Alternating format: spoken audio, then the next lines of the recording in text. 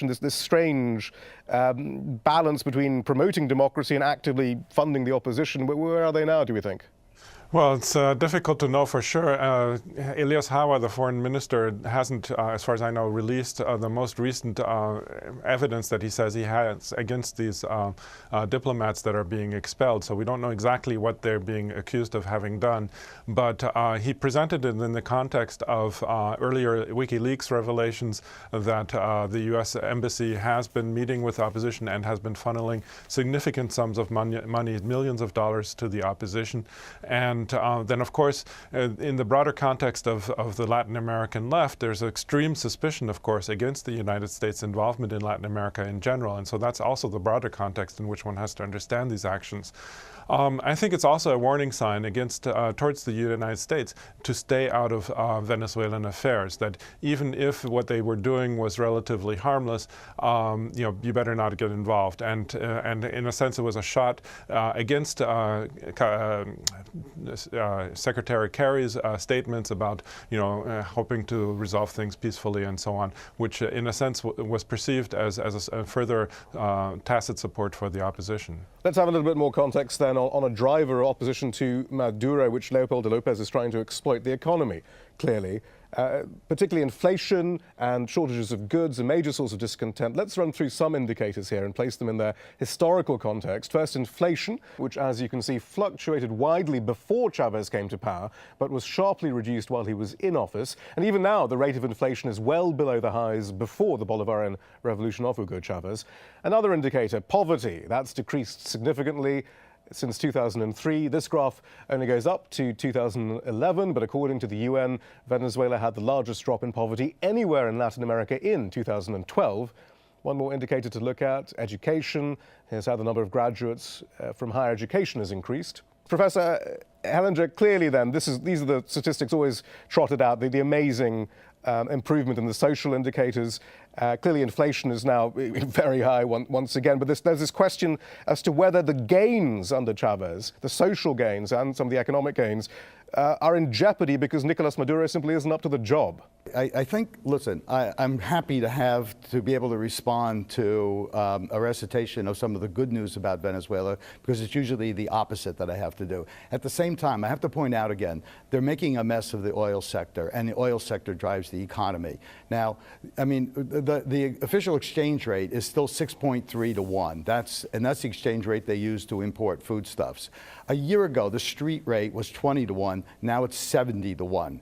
They really haven't gotten the exchange rate right. And the other problem is, just 6 months ago, the Minister of Oil said they were going to increase production of oil to 3.25 million barrels a day, and they're not even going to make what they made last year. It's not as bad as some of the international experts approach it. But I'm really worried because, again, the problem is there's more and more of a drain on dollars. People are buying dollars at 6.1 if they can.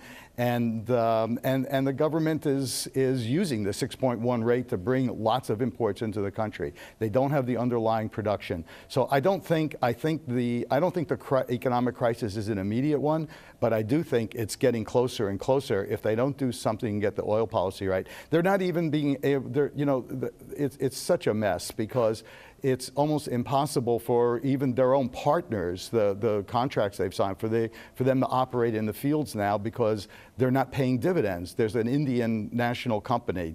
We're not talking Exxon here. We're talking about the Indian National Oil Company has been waiting to be paid over $400 million in dividends that they have not been paid since 2008. Girish Gupta, though, I mean, the plan remains the same. It was the same plan under Chavez, though. Diversify the economy, get it away from a speculative capitalist economy to a productive socialist economy, and so on. I mean, what's the leadership saying about this? There must be some recognition about this. I know there was a major speech last week. The leadership does understand this problem. It's now admitting, I mean, that the black market rate's now up to 80 compared to the official rate of 6.3. That's about 14 times difference with respect to the US dollar.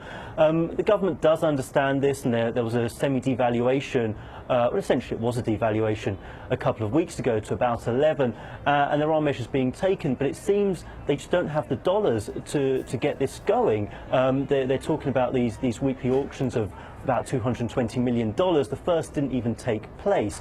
So there is concern here that, the rhetoric is there, but it's not actually happening. But Greg Wilbert, what went so wrong after Chavez there? Why this spike in inflation? Of course, there's always that left-wing critique that Chavez was never half as radical as he was presented to be. He always left the oligarchy, the elite, the rich in place, who are now making a lot of money, actually, through all of this. But what's gone so horribly wrong? Well, there's really two explanations. One is that, the one that the government presents, which is that the opposition sectors, the private sector, has tried to take advantage of Chavez's death by waging what they're calling an economic war, by driving up prices and by speculating. I think that might be part of the reason, part of the explanation.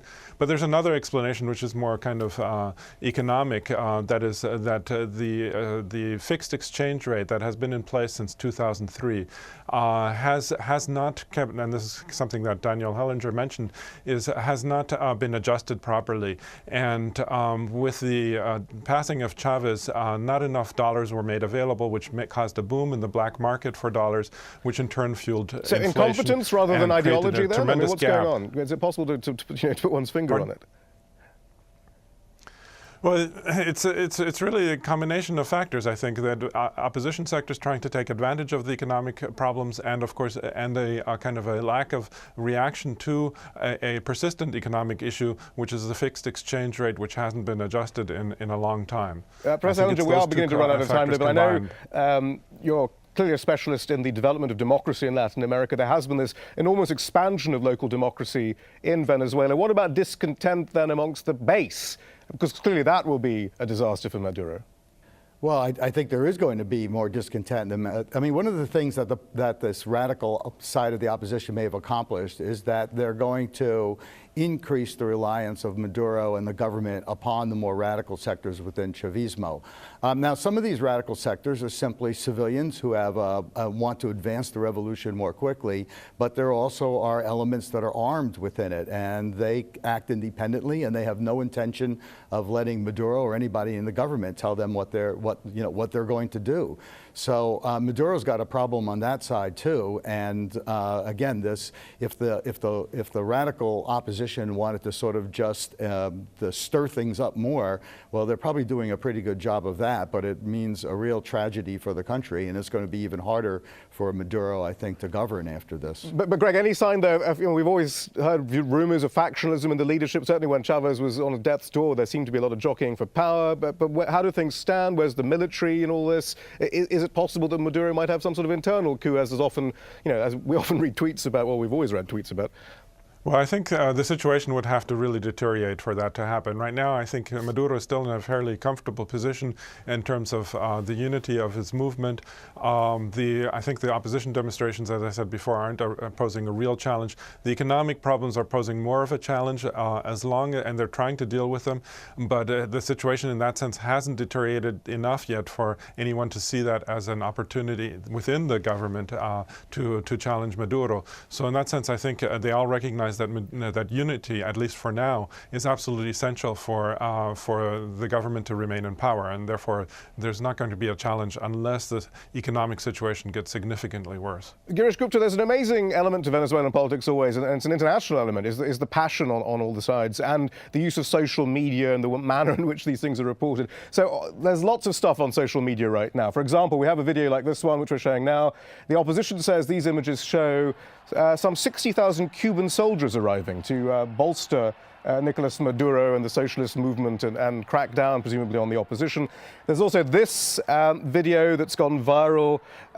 It's called What's Going On in Venezuela, I think, but in fact, The Guardian reported it was produced, or allegedly produced, by a 21-year-old in Florida who claims to have learned how to use editing software in a day and produced it through the hands of God, although she admits she hasn't talked to anyone in Venezuela. And some of the pictures actually do suggest way more deaths than have actually been reported.